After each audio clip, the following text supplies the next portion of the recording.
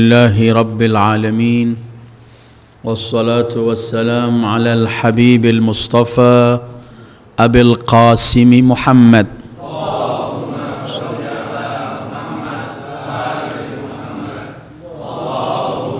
صل على محمد اللهم صل على محمد وآله الطيبين الطاهرين ولا حول ولا قوة إلا بالله العلي العظيم اللهم بحق محمد وآل محمد عليك صل على محمد وآل محمد وارزقنا ووالدينا وأزواجنا وأولادنا وذرياتنا من بعدنا حب محمد وآل محمد اللهم أحينا على ذلك وأمتنا على ذلك واحشرنا في زمرة من أحب محمدا وآل محمد مع محمد وآله يا كريم أعوذ بالله من الشيطان الرجيم بسم الله الرحمن الرحيم سبحان الذي أسرى بعبده ليلا من المسجد الحرام إلى المسجد الأقصى الذي باركنا حوله لنريه من آياتنا إنه هو السميع البصير صدق الله العلي العظيم أيها الإخوة السلام عليكم ورحمة الله وبركاته.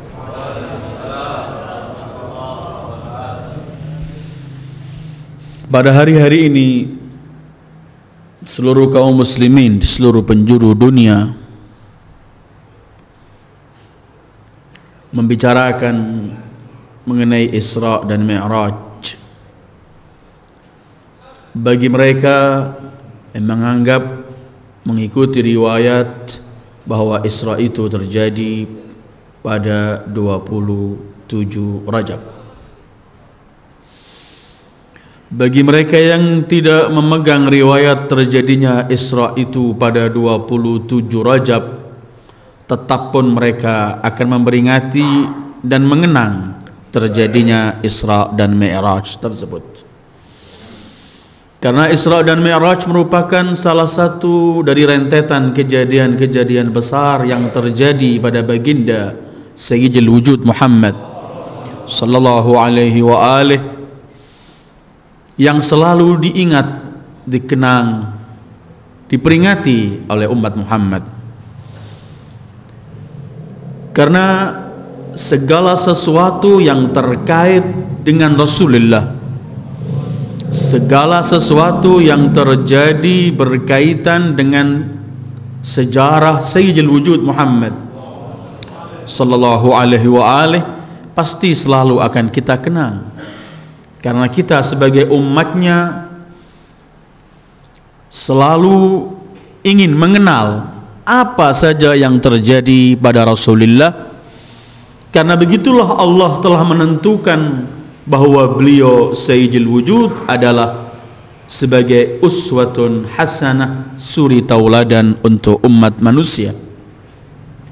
Karena segala sesuatu yang dari Sayyidil Wujud adalah agung dan harus kita agungkan dan kemudian kita praktekkan sebagai satu bukti bahwa kita memang pengikut Rasulullah, bahwa kita memang sebagai pecinta beliau. Karena gamblang Al-Quran menyebutkan wa ma atakumur rasulu fakhudhu wa ma nahakum anhu fantahu. Apa yang diserukan Rasul diperintahkan laksanakan, dan apa yang dilarang tinggalkan. Tidak pernah akan kita faham apa yang diperintahkan, apa yang dilarang. Tidak pernah kita akan memahami apa risalah dan uswah hasanah itu kalau kita enggak mengkaji sejarah dan biografi beliau. Karena itu apabila orang membicarakan Isra dan Mi'raj, memang Isra dan Mi'raj merupakan salah satu kejadian yang besar yang pernah terjadi kepada Sayyidil Wujudi Muhammad sallallahu alaihi wa alihi. karena kejadian ini begitu agung, merupakan mukjizat Allah yang besar yang Allah berikan untuk beliau sallallahu alaihi wa alihi. Karena itu Al-Quran ketika ingin menceritakan kejadian Isra itu kepada kita, Allah dahului dengan firman-Nya subhana. Dan selalu kalimat subhana apabila kita kaji dalam Al-Quran yang menunjukkan mensucikan Allah, maha suci Allah dari hal-hal yang tidak layak untuk Allah, menafikan sesuatu hal-hal yang tidak layak untuk keagungan dan kebesaran Allah. Selalu kalimat subhana ini digunakan hal-hal yang kadang-kadang tidak mampu dicerna oleh akal manusia, hal-hal yang di luar kemampuan manusia, atau hal-hal yang menakjubkan dan sangat agung dan besar, sehingga Allah ketika ingin memberikan hal semacam itu, Allah sebutkan dengan subhana, yang mana subhana itu artinya adalah tanzih, mensucikan Allah dari segala sesuatu. Sehingga jangan sempurna kita hanya mengukur sesuatu dengan tolak ukur akal kita yang sempit, tetapi hendaklah kita melihat kebesaran Allah, bahwa tiada sesuatu yang mustahil bagi Allah. Karena itu kita melihat dalam Al-Quran ayat-ayat yang kadang-kadang Allah gunakan dengan kalimat subhana itu adalah hal-hal yang menunjukkan sesuatu yang dahsyat. Satu contoh dalam surat Yasin kita pernah baca firman Allah, subhanalladzi khalaqal azwaja kullaha mimma tumbitul ard, sampai ila akhir ayat. Allah maha suci, Allah yang menciptakan segala sesuatu ini berpasangan. Atau kita menemukan ketika Allah menceritakan apa yang dilakukan manusia di pagi hari dan di sore hari, dan itu penuh menunjukkan kebesaran dan mengherankan. Ketika Allah berfirman dalam surat Ar-Rum, fasubhanallahi hina tumsuna wa hina tusbihun. Maka itu kalimat subhana menunjukkan sesuatu yang dahsyat. Atau ketika kita diajari ketika menaik dalam satu perahu dan semuanya yang bagaimana begitu beratnya dan bisa lewat laju di lautan semuanya. Atau ketika kita menunggangi kendaraan yang Allah ceritakan, fasubhanalladzi sakhkhara lana hadza wa ma kunna lahu muqrinin. Atau hal-hal semacam itu selalu Allah sebutkan dengan kalimat subhana. Karena itu ketika Allah membicarakan malakutus samawat, hakikat yang ada di langit-langit, dengan ketika Allah membicarakan alam yang zahir sekarang ini, alamul mulk, ketika Allah membicarakan alam yang lihat walaupun masih penuh rahasia alam ini, tapi pasti yang di sana alam yang tertutup bagi kita lebih besar keajaiban dan rahasia Allah. Ketika Allah membicarakan alam ini, Allah menyebutkan tabarakalladzi biyadihil mulk, tabarak. Tapi ketika membicarakan yang sana, Allah Azza menyebutkan fasubhanalladzi biyadihi malakutu ila akhir ayat. Karena itu kemudian kalimat subhana itu selalu di tanzihullah, mensucikan Allah dari segala sesuatu, dengan bentuk isim semacam ini menunjukkan liddawami wathubut, untuk kekal selamanya ada di ciptaannya atau sebelum menciptakan sesuatu. Atau kita melihat kalimat sabbaha lillahi ma fis samawat wa ma fil ard, kemudian datang dengan mudhari'nya yusabbihu lillahi ma fis samawat wa ma fil ard, yang menunjukkan sepanjang kehidupan ini harus ada tasbih mensucikan Allah. Atau kemudian kita melihat urutan surat-surat berikutnya ketika langsung ada perintah fasabbih bismi rabbikal a'la. Isra dan Mi'raj, sesuatu kejadian yang dahsyat yang terjadi pada Rasulullah sallallahu alaihi wasallam. Apabila kita membicarakan Isra dalam Al-Quran, gamblang ayatnya adalah ayat yang saya baca tadi, ayat pertama dalam surat Isra. Tetapi apabila kita membicarakan Mi'raj beliau, maka ada beberapa ayat yang mengisyaratkan itu berkaitan Isra beliau, Mi'raj beliau, yaitu yang ada pada surat Najm. Laqad ra'a min ayat rabbihil kubra. Hal-hal semacam ini menunjukkan sehingga para ulama dan mufassir menyebutkan dalilnya Isra dalam surat Isra subhanalladzi asra, dan dalilnya Mi'raj bisa diambil dari ayat-ayat dari surat An-Najmi seperti qaba qausain au adna dan semacam itu. Apakah beliau manusia pertama yang Mi'raj, ataukah ada nabi-nabi sebelum beliau yang diajak Mi'raj oleh Allah? Apabila kita membaca Al-Quran, kita menemukan ada beberapa nabi yang Allah sebutkan, yang kemudian dari ayat-ayat itu para mufassiri menyebutkan bahwa nabi itu oleh Allah diangkat ke langit. Seperti ketika membicarakan Idris alaihissalam, ketika Allah menyebutkan wa rafa'nahu makanan 'aliyya, kami angkat di tempat yang tertinggi atau tempat yang tinggi. Walaupun ini bukan harus arti tempat, mungkin kedudukan beliau yang tinggi, tapi ada penafsiran yang mengatakan memang Idris diangkat oleh Allah di langit di tempat yang tinggi. Atau kita bicarakan Isa, wa ma qataluhu wa ma salabu, sampai Allah menyebutkan bal rafa'ahu Allah ilaih, angkat ke langit. Dan dalam satu riwayat dan beberapa riwayat kelak beliau akan turun. Ada nabi-nabi yang sebelum ini, Idris dan Isa. Dan tetapi yang termulia di sini adalah Sayyidul Wujudi Muhammad sallallahu alaihi wa alihi, ketika beliau Mi'raj dari Baitul Maqdis langsung menuju Sidratul Muntaha. Kalau kita membaca Al-Quran berkaitan dengan tujuan Isra itu sendiri, kenapa harus Rasul diisrakan, diperjalankan di waktu malam? Karena artinya Asra itu diperjalankan di waktu malam. Beliau Isra dari Masjidil Haram ke Masjidil Aqsa.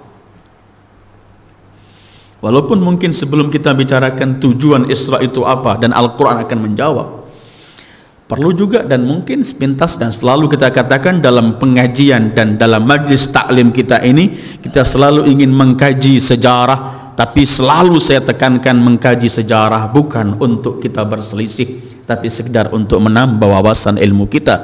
Kemudian kembali pada kita masing-masing, kita memilih yang mana itu terserah kepada kita. Mungkin riwayat demi riwayat berkaitan dengan Isra itu sangat banyak sekali.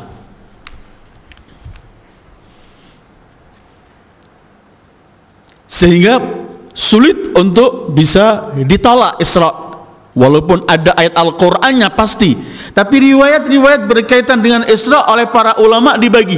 Ada riwayat-riwayat yang menunjukkan perjalanan beliau dengan beberapa riwayat yang mutawatir sehingga harus kita percayai.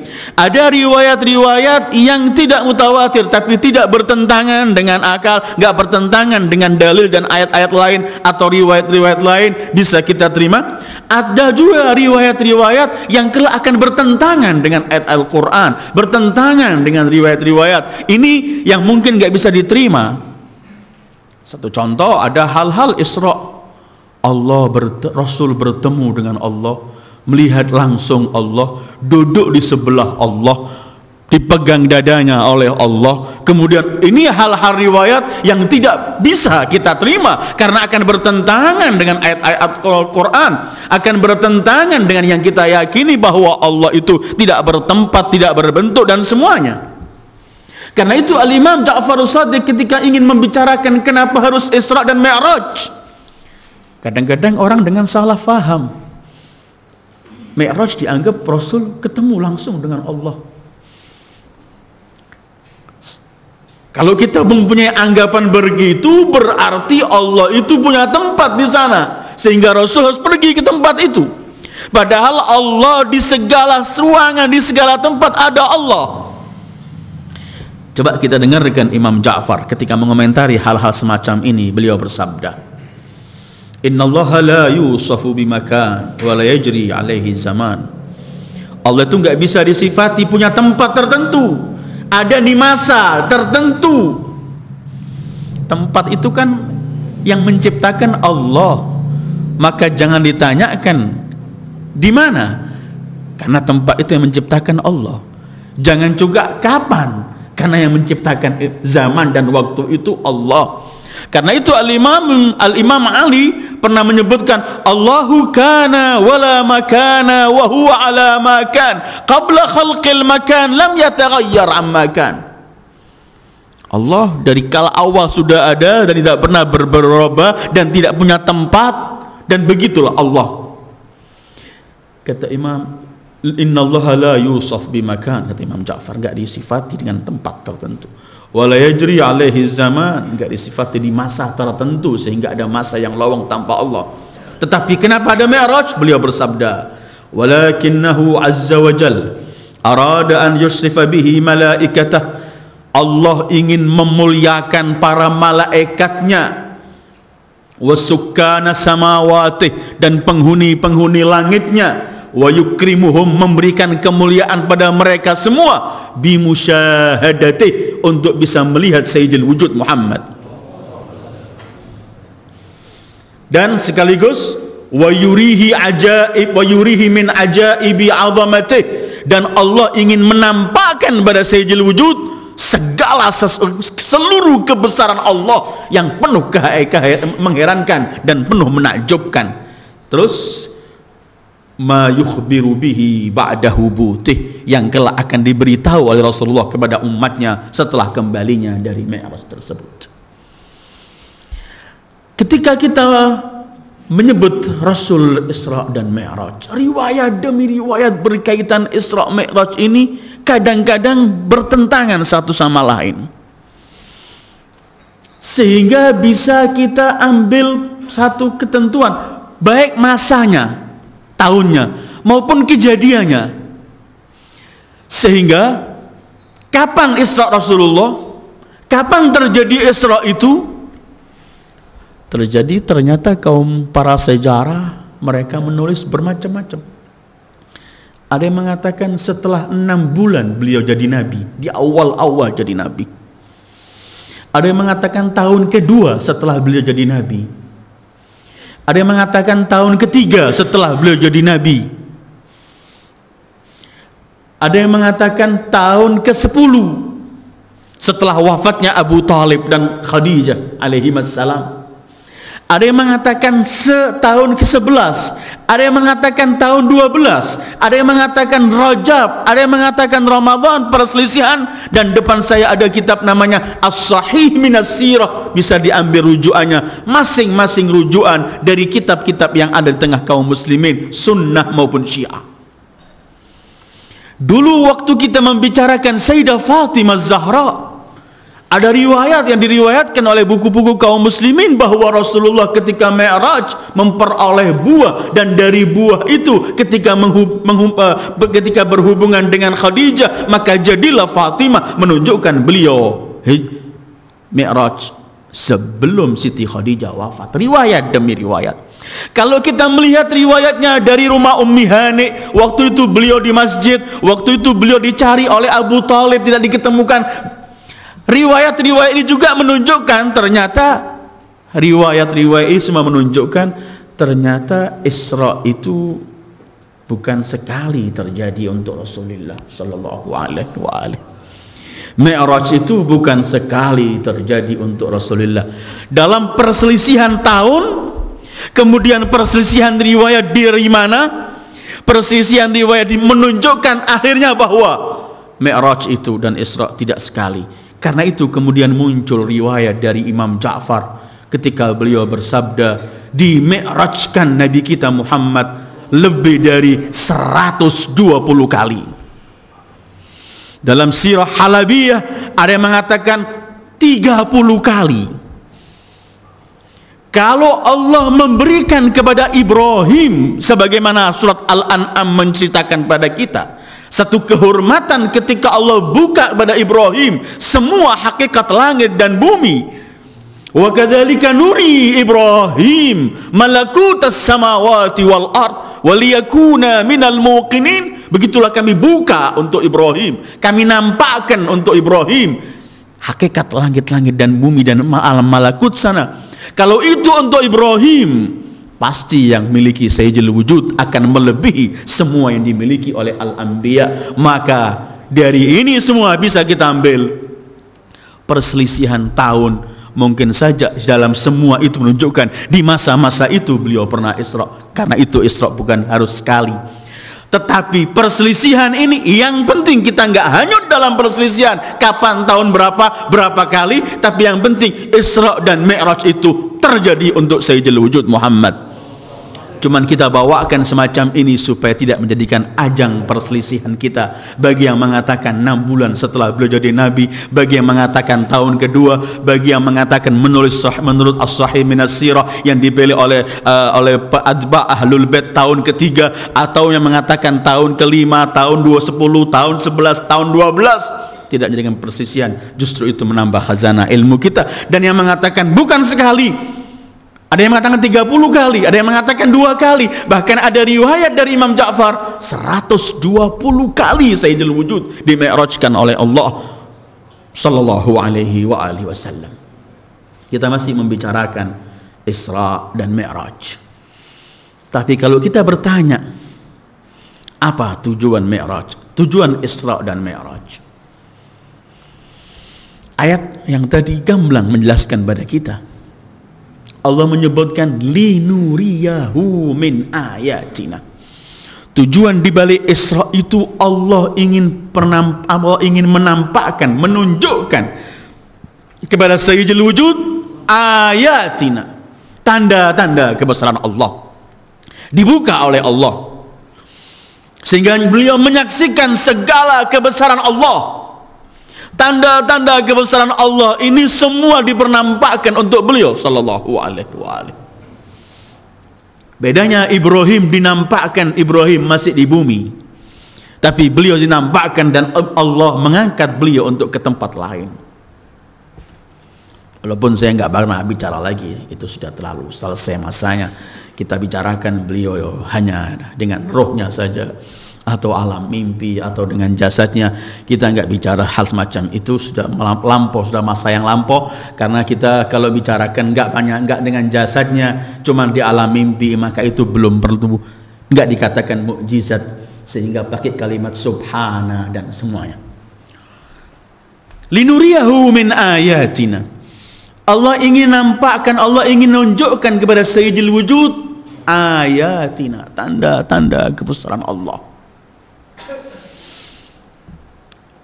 Apakah Rasul sebelumnya enggak mengenal? Rasul diberi oleh Allah segala ilmu, dan ini termasuk salah satu ketika memberi ilmu pada Rasulullah, dinampakkan segala tanda-tanda kebesarannya. Karena sebelum Allah memberikan pada Rasul, Rasul sebagai hamba Allah tidak memiliki sesuatu. Ketika Rasul diberi oleh Allah, dan semua orang yang paling memiliki ilmu yang paling sempurna dari ilmu yang bisa diketahui oleh makhluk dari Khalik, yang paling puncaknya adalah Sayyidul Wujud Muhammad sallallahu alaihi wasallam. Linuriyahu min ayatina. Jadi sekaligus Allah ingin menampakkan tanda-tanda kebesaran Allah, keperkasaan Allah, kudrat Allah, semua kepada Rasulullah di waktu dan yang di saat yang sama. Seperti diungkapkan Imam Shadiq, Allah ingin menampakkan kepada para malaikatnya, penghuni langitnya, mengenai kebesaran yang dimiliki oleh Sayyidul Wujud Muhammad, agar mereka tahu. Karena kita yakin tidak ada ayat Allah yang paling besar melebihi Sayyidul Wujud Muhammad. Sayyidul Wujud maka merupakan akbar ayatillah fil makhluk. Allah ingin menampakkan, menunjukkan kepada Rasulullah tanda-tanda dan ayat-ayat tanda-tanda kebesarannya, dan sekaligus Allah ingin kenalkan kebesaran Rasulullah kepada para malaikat dan makhluknya. Seperti riwayat-riwayat yang pernah kita kaji ketika kita mengkaji sejarah Rasul dalam bulan Rabiul Awal, di mana bahwa Jibril mendampingi Rasulullah dalam perjalanan ini.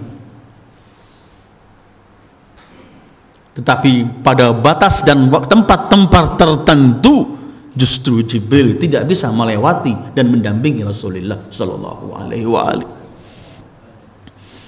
Itu sebagai tanda bahwa, karena dalam beberapa riwayat ketika Rasul sampai, ada yang mengatakan riwayat sampai langit keempat, ada yang mengatakan langit ketujuh, itu dikumpulkan seluruh para anbiya selain di Baitul Maqdis yang dalam Isra-nya, tapi di sana. Dan para malaikat, kemudian Jibril azan, kemudian setelah itu Rasul diperintahkan untuk menjadi imam para anbiya di tempat itu. Ketika Rasul menyodorkan agar Jibril maju, Jibril hanya berkata, Allah memuliakan para nabinya di atas seluruh para malaikatnya dan memberikan kemuliaan kepadamu yang tidak pernah diberikan pada siapapun selainmu. Karena itu ketika Jibril, beliau mendampingi di mana-mana, dan sering saya ulangi dan harus saya ulangi, memang kebesaran dan kebanggaan Jibril ini bahwa beliau adalah khadimu Muhammad sallallahu alaihi wa alihi, membantu Rasulullah. Dalam satu riwayat Jibril di tempat tertentu beliau berkata pada Rasulullah, ya Muhammad, al-ana taqaddam. Muhammad, sekarang majulah engkau.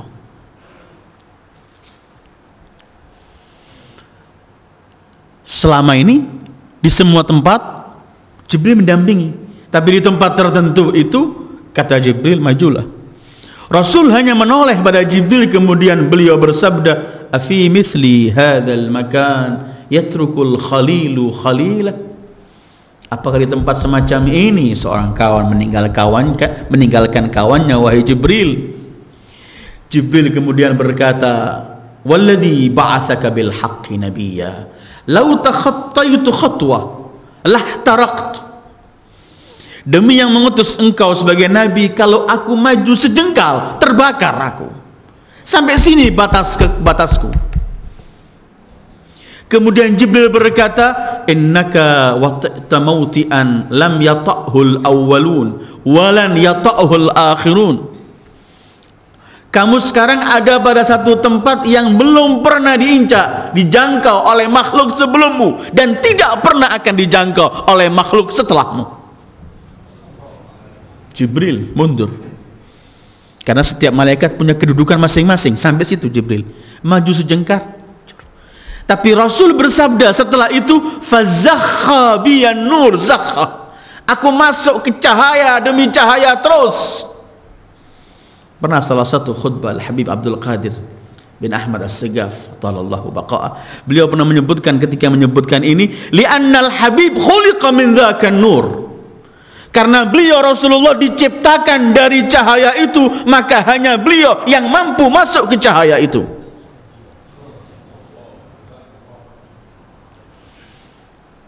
Kata Rasulullah, fazakha biyan nur zakha, aku masuk dalam satu cahaya, lautan cahaya terus, ila an sami'tu nida ya Muhammad ana rabbuk fa anta abdi. Khalaqtu jannati liman ata'ak wa khalaqtu nari liman asak. Akhbir karamataka indi li ummatik.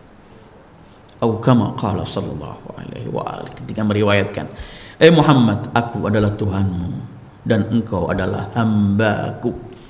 Ini puncak titel Rasulullah yang pernah kita bahas dalam kajian tafsir, dan juga ketika Allah membicarakan Isra menggunakan kalimat itu, subhanalladzi asra bi abdihi, dengan kalimat abd, karena al-abdul haqiqi Muhammad sallallahu alaihi wa alihi, orang yang sampai pada puncak arti ubudiyah sebagai hamba Allah sayyidul wujud.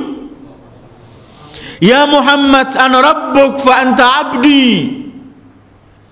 Karena itu Allah mensifati Rasulullah Al-Quran, qul in kana lirrahmani waladun fa ana awwalul abidin.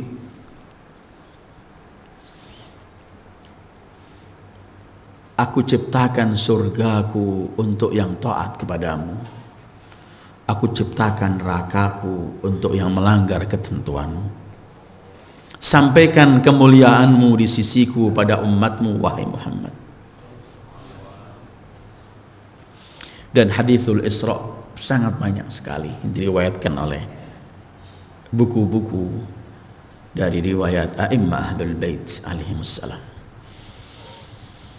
Jadi Allah menampakkan tanda-tanda kebesarannya, dan sekaligus Allah ingin nampakkan kepada seluruh penghuni langitnya dan para malaikatnya kebesaran dan kedudukan Sayyidil Wujud Muhammad sallallahu alaihi wa alihi.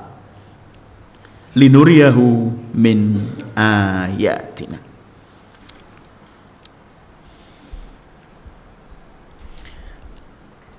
Apakah yang melihat tanda-tanda kebesaran Allah itu memang Allah berikan pada Rasul saja, ataukah memang ada ayat-ayat Al-Quran yang selalu mengajak manusia untuk memikirkan tanda-tanda kebesaran Allah? Kenapa selalu diingatkan mengenai kebesaran Allah, kudrat Allah, kemampuan dan kemampuan Allah? Kita sering membaca dalam Al-Quran, wa min ayatihi, wa min ayatihi. Selalu Allah menyebutkan dari tanda-tanda kebesarannya, tanda-tanda kebesarannya, agar kemudian kita selalu bisa mengambil pelajaran, membawa kita di balik semua tanda-tanda kebesaran Allah ini, agar kita seorang hamba yang lemah, tapi kita sedang berpegangan dengan yang maha mampu, maha kuat, sehingga kemudian kita menjadi orang yang merasa diri kuat karena bersama Allah. Untuk memiliki ini, Rasul telah sampai pada puncaknya pasti. Tetapi untuk memiliki ini selalu Allah berikan pada Rasul, kemudian semua yang Allah berikan pada Rasul dan kepada Rasul-Rasul sebelum Sayyidil Wujud dan kepada mukminin pengikut para anbiya, gunanya agar setiap manusia ini ketika menuju berjalan kepada Allah, ketika ingin menegakkan kalimat Allah, ketika ingin berjuang untuk menegakkan yang hak, tidak minder, karena yakin tanda-tanda kebesaran Allah selalu mendampingi dan ada dan tidak pernah putus. Bahkan Allah mengecam orang yang melihat tanda-tanda kebesarannya kemudian lewat saja, nggak pernah memikirkan, seperti nggak terjadi sesuatu. Pernah saya baca ayat ini dalam surat Yusuf ayat 105. Allah pernah berfirman, A'udzubillahi minasyaitonir rajim, wa ka'ayyin min ayatin fis samawati wal ard yamurruna 'alaiha wa hum 'anha mu'ridun. Berapa banyak dari tanda-tanda kebesaran Allah di langit-langit maupun di bumi yang mereka menyaksikan, melewatinya, menyaksikannya, melihat, tetapi wahum anha mu'ridun, mereka berpaling, seperti enggak terjadi sesuatu, seperti enggak nampak sesuatu. Jadi kalau Allah menampakkan tanda-tanda kebesarannya untuk Sayyidil Wujud, dan itu salah satu tujuan untuk mengisrakan beliau sallallahu alaihi wa alihi, bagaimana beliau lepas dari semua yang mampu dilihat atau disaksikan oleh orang. Beliau melihat sesuatu yang nggak mampu orang sampai, atau melewati sesuatu yang nggak mampu dilewati yang lain, atau menyaksikan hal-hal yang semua menampakkan mukjizat dan qudratullah. Malam habis maghrib berjalan ke Baitul Maqdis, dari Baitul Maqdis ke sampai Sidratil Muntaha, kemudian malam yang sama sudah sampai di Mekah kembali. Ketemu di Baitul Maqdis dengan para anbiya, di selangit sana ketemu dengan para anbiya. Kadang-kadang kita heran bagaimana para anbiya telah wafat, mereka itu bisa ketemu. Kita meyakini Al-Quran menjelaskan Allah yang paling mampu menghidupkan yang mati lagi. Kita bisa menyaksikan ternyata para syuhada menurut Al-Quran itu ahya. Wala tahsabanna alladhina qutilu fi sabilillahi amwata bal ahya'un 'inda rabbihim yurzaqun. Kalau para syuhada mereka semua hidup di sisi Allah, apakah kemudian para anbiya yang Rasul berjumpa dengan mereka, yang Rasul menjadi imam, mereka semua menjadi makmum, itu kita anggap mustahil? Apakah para syuhada lebih mulia daripada para anbiya? Pasti kita akan yakini adalah para anbiya lebih mulia daripada syuhada yang gugur di sabilillah. Linuriyahu min ayatina. Dan sebenarnya ini pun pelajaran Isra yang harus dikaji oleh umat Islam ketika mengkaji Isra, bahwa Allah sendiri menampakkan, menunjukkan tanda-tanda kebesarannya. Dan dalam Al-Quran Allah nampakkan banyak pada kita. Agar apa? Agar kita sebagai umat Muhammad tidak pernah pesimis menghadap masa depan. Gak pernah pesimis apapun keadaan kita. Kita lemah, minoritas mungkin. Apapun, kalau kita bersama Allah, maka kebesaran Allah pasti akan datang pada kita. Allah ceritakan bagaimana Nuh selamat dengan perahunya.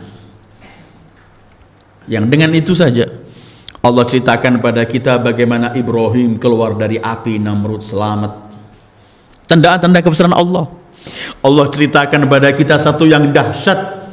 Baca sejarah Musa alaihi wa ala nabiyina wa alihi salatu wassalam, lahir di tengah-tengah pemerintahan yang zalim. Fir'aun membunuh semua anak bayi yang lahir lelaki.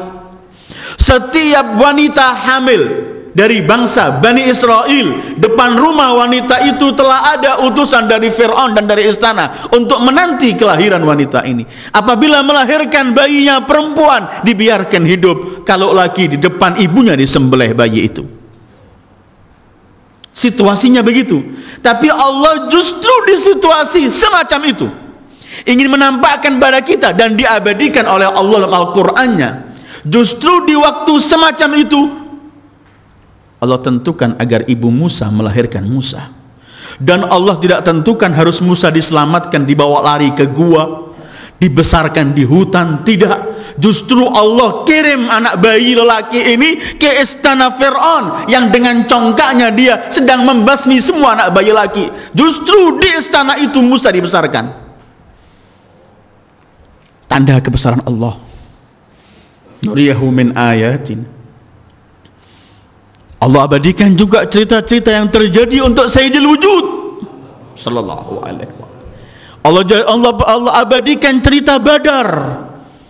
Bagaimana dengan senjata yang amat sederhana mampu menang mutlak.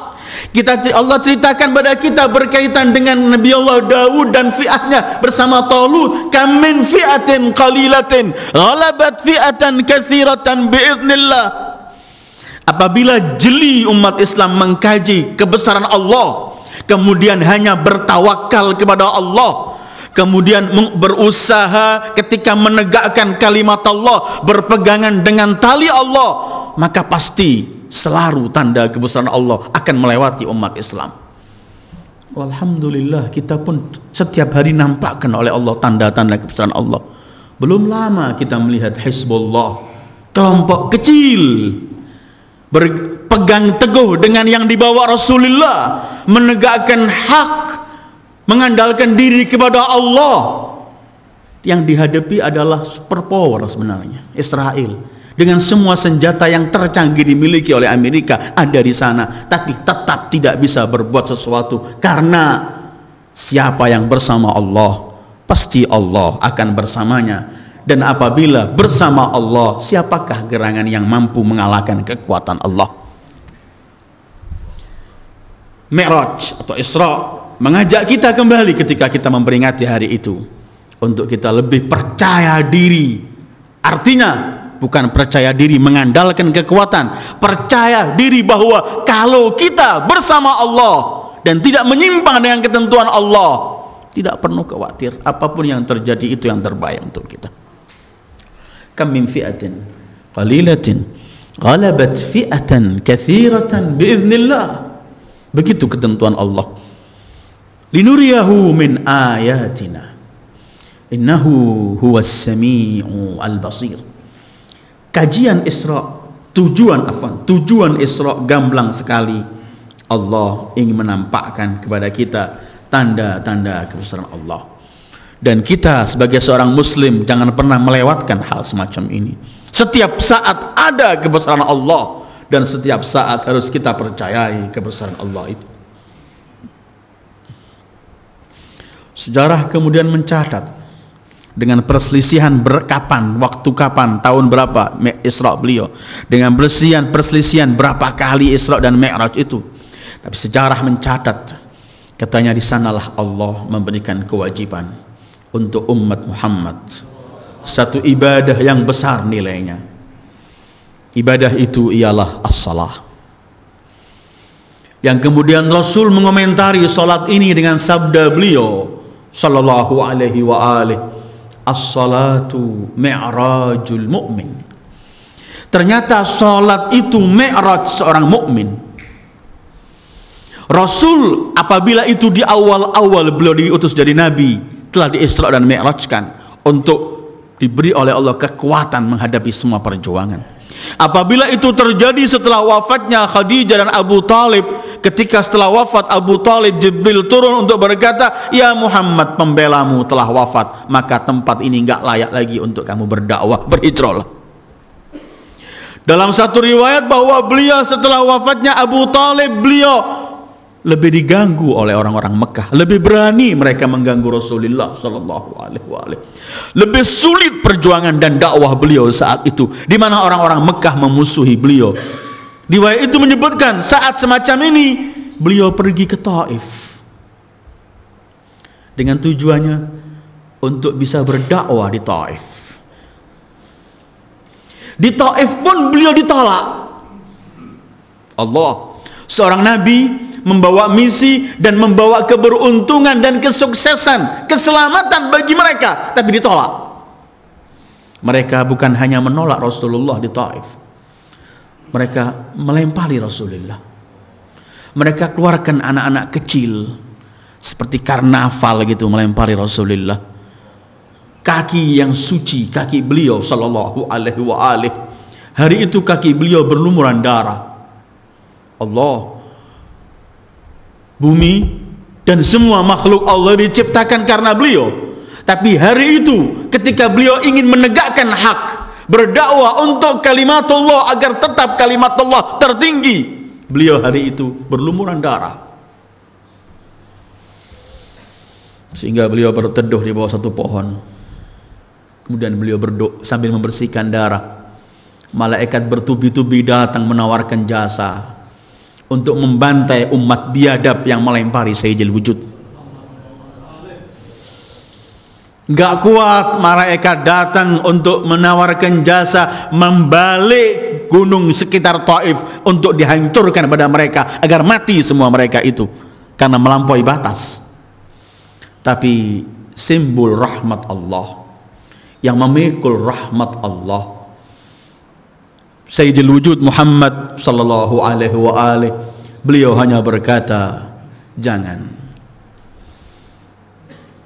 Mungkin hari ini mereka menolak aku, tapi aku masih mengharapkan dari anak cucu mereka yang akan berkata, la ilaha illallah Muhammadur Rasulullah.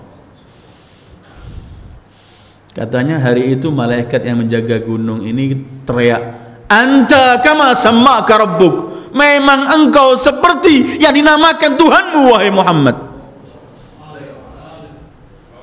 Nama beliau Rauf Rahim. Beliau berteduh di bawah pohon itu, beliau berdoa, ya Allah, hanya kepadamu aku mengadu. Kelemahan badanku, sedikitnya tipu daya yang harus kumiliki. Engkau adalah Tuhan orang-orang yang lemah, dan engkau adalah Tuhanku ya Arhamar Rahimin. Kepada siapa engkau serahkan aku ya Allah? Dan merekakah musuh-musuh yang akan memiliki semua memiliki menguasai aku, atau mereka orang-orang yang jauh? Ya Allah, ini doa, inti doa beliau ini, dan ini pegangan kita.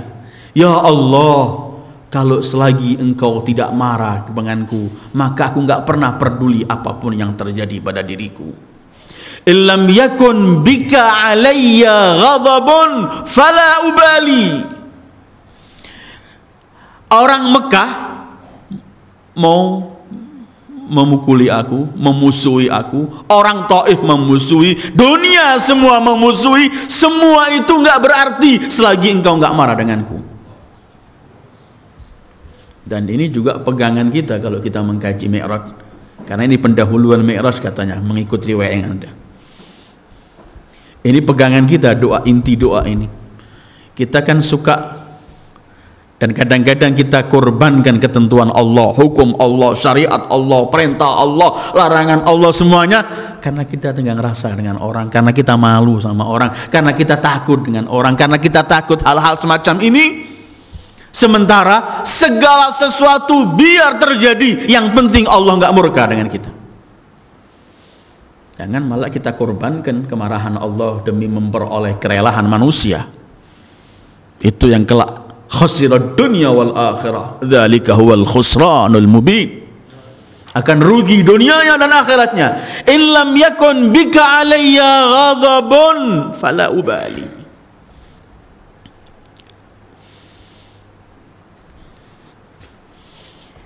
Dari setelah hal semacam ini, menurut riwayat itu, beliau Mi'raj, diajak oleh Allah Isra dan Mi'raj. Dan sebenarnya ketika Rasul mengatakan, bersabda, sholat itu mi'raj seorang mukmin, sebenarnya mengajari kita siapa kita yang nggak pernah terbelenggu oleh problem dalam hidup kita. Siapa di antara kita yang hidup di dunia ini sebagai manusia tidak setiap saat ketemu dengan tantangan, rintangan, cobaan, ujian, fitnah, bermacam-macam problem depan kita. Walaupun semua problem itu sebenarnya ringan, kalau yang nggak berkaitan dengan agama yang membawa kita ke neraka, seperti yang saya sebutkan minggu yang lalu mungkin, ketika Imam Ali menyebutkan kullu bala dunan nar afiyah. Apapun bentuk cobaan yang nggak membawa Anda ke neraka, jangan anggap cobaan itu, anggap afiyah, bukan bala. Tapi sesuatu yang dahsyat itu ialah kalau membawa kita kepada neraka. Karena itu Imam Ali kalau wasiat pada kita, mengajari kita siapa yang harus kita takuti, beliau cuma bersabda, la yakhafanna ahadukum illa dzambah. Salah seorang di antara kalian jangan pernah takut dengan siapapun kecuali takuti saja dosamu, karena dosa ini akan membawa kepada kesengsaraan akhirat. Wa na'udzubillah. Rasul dalam melewati hal-hal kesulitan demi kesulitan dimi'rajkan oleh Allah. Ketika Rasul mengikut riwayat-riwayat sebelumnya, dalam mulai dakwah beliau telah mendapatkan bermacam-macam. Karena itu beliau pernah bersabda, ma'udhiya nabiyyun mithli. Enggak ada seorang nabi yang mendapatkan cobaan seperti cobaanku, kata Rasulullah sallallahu alaihi wa alihi. Kalau itu mi'raj dalam hal semacam ini, kemudian beliau katanya membawa hadiah perintah Allah, sholat, maka kemudian dengan dicocokkan dengan sabda beliau, ternyata as-shalah itu adalah mi'rajul mukmin. Artinya kalau kita sedang menghadapi cobaan, fitnah, gangguan, tantangan, rintangan dan semacam ini, problem kehidupan, maka pergilah langsung menuju kepada Allah, karena hanya ada pada Allah penyelesaian segala problem kita. Jangan kita kena problem, kita pergi ke tempat-tempat yang lain yang malah menjauhkan kita pada Allah. Mana kebesaran Allah kalau kita meyakini kebesaran Allah, kalau kita pergi ke tempat-tempat yang lain? Ada orang kena problem menghadapi kehidupan yang sulit, perginya ke pil atau narkoba supaya tenang sedikit. Ini bukan menyelesaikan problem, tetapi membuka problem yang baru dan lebih berbahaya. Ada melakukan hal-hal yang dilarang oleh Allah. Allah pernah berfirman, abdi mata aghlaqtu anka babi hatta tahtak ila bab ghairi. Hambaku, kapan ku tutup untukmu pintuku ini sehingga kamu harus mengetuk pintu-pintu yang lain? Mata. Salat mi'raj. Ketika orang menghadapi bermacam-macam cobaan dan ini, coba pergi kepada Allah melalui salat, ketuk pintu Allah, dan hanya ada pada Allah segala penyelesaian problem kita. Orang mencari segala sesuatu tapi lupa salat dalam menghadapi problem. Bahkan Imam Ja'far pernah didatangi seseorang mengadu kepada dia problemnya, masalahnya bermacam-macam. Kata Imam Ja'far, tidakkah tidakkah kalian ini kalau menghadapi problem cepat-cepat mengambil wudhu dan sholat 2 rakaat? Itu mi'raj. Di situ kita akan mendapatkan ketentraman dan jalan keluar yang terbaik. As-salatu mi'raj al-mu'min. Orang berkata tujuan Isra linuriyahu min ayatina, Allah menampakkan tanda-tanda kebesarannya dan sekaligus kebesaran Rasulullah. Kalau orang bertanya hadiah dari Mi'raj, orang menyebutkan hadiah itu sebagai riwayat-riwayat yang lain adalah salah.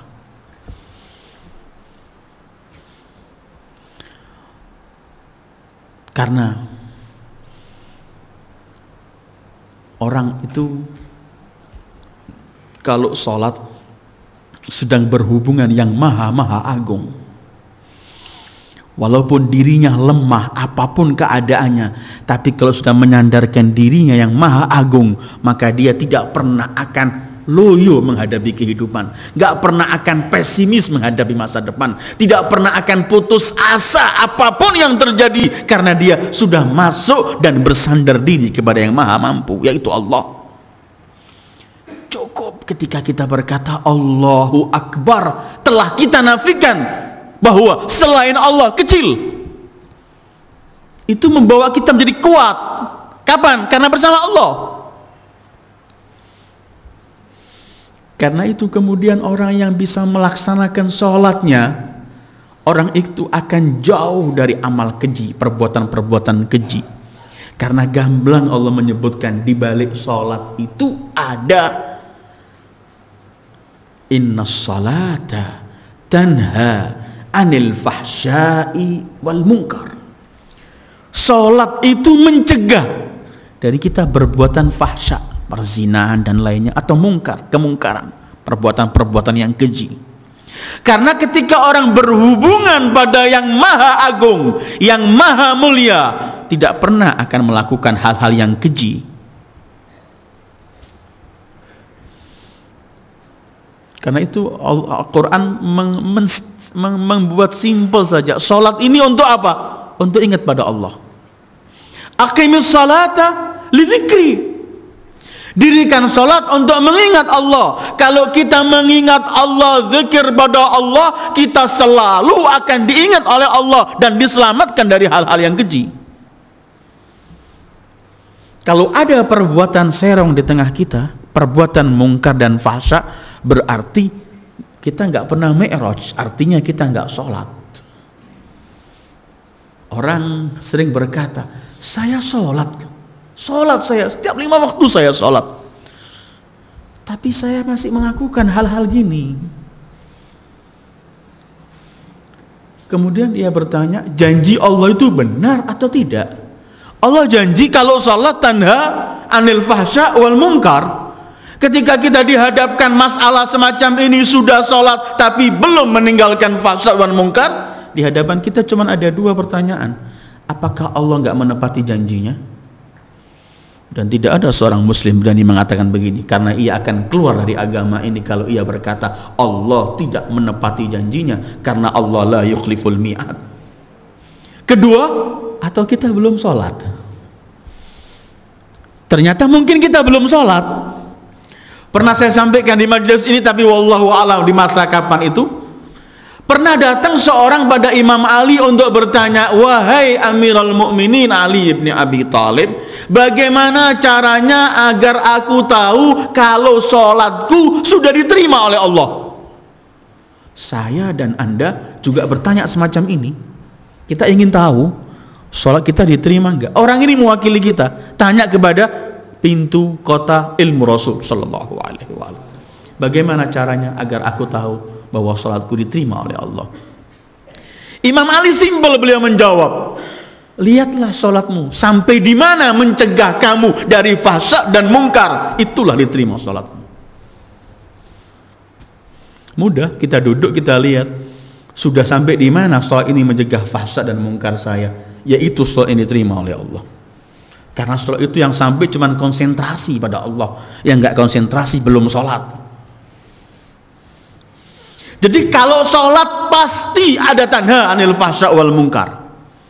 Kalau sholat belum ada tanha anil fahsya wal munkar, berarti belum sholat. Kalau urusan VG nggak ada godok, kita nggak wajib godok, sudah sholat. Tapi urusan tanha anil fahsya dan hakikat salat belum ada. Kita ini masih memperagakan salat, kita belum salat. Sering saya ulangi, kalau kita lihat di film Umar Mukhtar atau The Message, kita lihat bintang film Hollywood yang termahal itu Anthony Quinn, dia melaksanakan salat ketika memerankan Umar bin Mukhtar. Dia wudhu dengan khusyuk salat, khusyuk kita lihat. Tapi dia bukan orang muslim, orang kafir. Dia sedang memperagakan salat. Kita nggak mengatakan kita kafir, hasya wa kalla, kita seorang mukmin. Tapi kita sedang memperagakan salat karena kita belum memiliki hakikat salat. Hakikat itu pasti ada kesannya. Kalau bayangan dan gambaran tidak ada kesan. Berkali-kali kita di majelis ini saya bawa contoh. Mudah-mudahan antum yang hadir nggak bosan dengan contoh ini, tapi ini mungkin mendekatkan kita antara hakikat dan gambaran. Saya sering berkata kalau di belakang saya ini sebesar tembok ini, layar ini, ada lukisan singa, dilukis oleh orang yang paling top ahli lukis dunia. Dia melukis singa yang galak, menakutkan. Antum, hatta anak-anak kecil semua melihat lukisan dengan tenang dan gak ada yang takut, karena ini gambar, bukan hakikatnya singa. Tapi kalau kita sedang ada majelis begini, ada singa kecil masuk lewat jendela situ ke tengah majelis ini, buyar majelis ini, semua kita lari, karena yang masuk walau kecil hakikat singa, bukan gambar singa. Salat itu ada hakikatnya, pasti tanha anil fahsya wal munkar. Seperti api pasti membakar. Kalau enggak membakar bukan api. Kalau salat pasti tanha anil fahsya wal munkar. Kalau tidak tanha anil fahsya wal munkar, berarti belum salat. Sekali lagi, hukum fikih enggak ada wajib qadha. Seperti kita baca puasa. Puasa orang mengikuti hukum fikihnya, enggak makan mulai pagi sampai maghrib, enggak wajib qadha, enggak punya utang puasa. Tapi ketika dia dari hari pagi itu nggak makan, nggak minum, tetap puasa, dia mengumpat, dia bohong, dia ini, dia nggak dapat sama sekali pahalanya puasa ini. Jangan kita capek-capek sholat. Dan kan kadang-kadang begitu yang terjadi pada kita. Allahu Akbar dalam sholat, semua yang lupa ingat di situ. Hilang, kita hanyut entah kemana. Baru kita Allahu Akbar, segala sesuatu yang hilang ingat. Bahkan kadang-kadang dalam sholat kita merencanakan sesuatu. Bukan cuma sholat kita mencegah fahsya dan mungkar, kadang-kadang di tengah-tengah sholat kita sudah berencana untuk melakukan fahsya dan mungkar. Bagaimana cara menipu orang, bagaimana cara merayu orang agar memberikan barang saya yang jelek ini, bagaimana dalam sholat. Ketika kita mempelajari Isra dan Mi'raj dan mengenang hari Isra dan Mi'raj, perlu kita juga pelajari sholat kita. Fikih itu ada fiqhul asghar, berbentuk fikih rukun, syurutnya segala macam. Ada fiqhul akbar. Kita mungkin bertanya pada Allah. Ramadan tahun lalu kita bicara ketika kita membicarakan bab taubat, bagaimana kita harus menghisab diri kita. Kalau enggak, kita juga perlu menghisab diri kita. Ya Allah, kenapa aku nggak bisa sholat khusyuk? Kemudian kita mau tanya pada diri kita, mungkin baju yang saya pakai ini dari haram, sehingga mustahil akan memperoleh khusyuk dalam sholat. Mungkin darah dan daging ini tumbuh dari makanan haram, sekian lama ini saya usaha dengan barang-barang haram, sehingga saya mustahil akan bisa khusyuk. Mungkin rumah yang saya tempati ini rumah sengketa. Saya karena mampu, kuat, mempunyai dekengan, saya bisa rampas. Padahal ini rumah sengketa, rumah milik orang lain. Mungkin saya nggak bisa khusyuk sujud di tempat rumah yang masih sengketa. Dan hal-hal semacam itu perlu kita tanyakan, kenapa kita nggak bisa sholat khusyuk? Karena yang kotor, haram semuanya nggak bakal akan memperoleh mi'raj kepada Allah. Rasul Mi'raj itu ialah merupakan makhluk Allah yang paling dipilih oleh Allah, sehingga mendapatkan titel abduhu, yang paling layak mendekat pada Allah.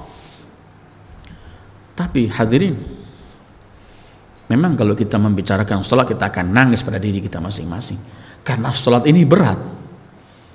Bohong besar orang yang berkata sholat itu mudah. Quran gamblang berkata, wa innaha lakabiratun illa 'alal khashi'in. Sholat ini berat, besar, sulit, kecuali bagi orang yang khusyuk. Sampai sering saya katakan, tempatnya sholat itu namanya mihrab, bahasa Arabnya, dan juga sekarang digunakan untuk bahasa Indonesia, mihrab. Kalau kita lihat apakah artinya mihrab, itu tempat perang, maudhi'u harb. Mihrab tempat perang, artinya sholat ini kita sedang perang dengan syaitan, dengan hawa nafsu. Karena kalau ini sukses, tanha 'anil fahsya wal munkar. Habis semua program syaitan kalau sholat kita sukses. Sholat ini berat, berat dan berat sekali. Kecuali bagi orang yang khusyuk. Allah mensifati orang khusyuk itu, alladzina yadhunnuna annahum mulaqu rabbihim wa annahum ilaihi raji'un. Orang yang yakin akan jumpa dengan Allah dan telah meyakini akan kembali pada Allah, akan ditanya. Karena itu Rasulullah mengajari kita agar bisa khusyuk. Beliau bersabda sallallahu alaihi wa alihi, salli salata muwaddi'. Salatlah salat orang yang berpisah.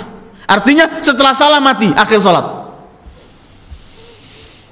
Ayolah ikhwah, salat itu berat, tapi kita jangan protes sama Allah. Kalau memang berat, kenapa diwajibkan pada kita ya Allah? Katanya kamu enggak memberikan sesuatu yang di luar kemampuan kita ya Allah. Salat itu berat, tetapi bisa untuk memperoleh mutlak khusyuk sempurna, aqimis shalah li dzikri, mungkin tidak pernah tercapai atau sulit. Tetapi setidaknya usaha yang ada dari kita untuk agar memperoleh khusyuk itu cukup sudah akan memperoleh pahala di sisi Allah. Kedua, doa, mohon pada Allah setiap saat kita agar diberi salat yang khusyuk. Ketiga, kita melihat diri kita, apa yang menyebabkan gak khusyuk ini? Pertanyaan demi pertanyaan untuk diri kita yang dari haram-haram semua itu, karena orang yang pakai haram, seperti dalam hadis yang sahih, dia doa, katanya Allah, fa anna yustajabulah, bagaimana dikabulkan doanya? Malbasuhu haram, ma'kaluhu haram, mashrabuhu haram, pakaiannya haram, makanannya haram, minumannya haram. Rasulullah pernah mengajari, kalau kamu ingin diterima doamu, bersihkan, jangan sampai kemasukan haram. Apalagi kalau kita kepala rumah tangga, sudah kita nggak bisa khusyuk, kita cekoi, kata orang Jawa, kita berikan anak-anak kita juga dari barang yang haram sebagai bibit kelak masa depannya pun nggak bisa sholat khusyuk, wa na'udzubillah.